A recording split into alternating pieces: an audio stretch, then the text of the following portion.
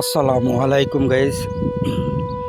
এই অসহায় পাগলটা খুব অসুস্থ, তাকে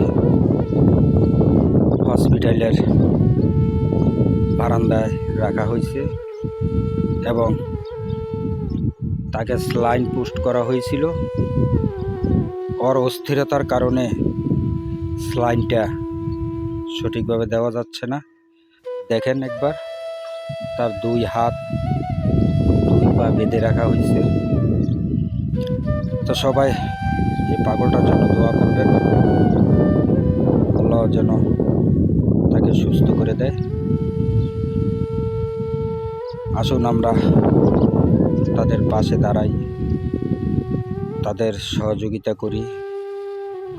আমাদের একটু ভালোবাসা পাইলে এই পাগলরা হয়তো ভালো হয়ে যেতে পারে।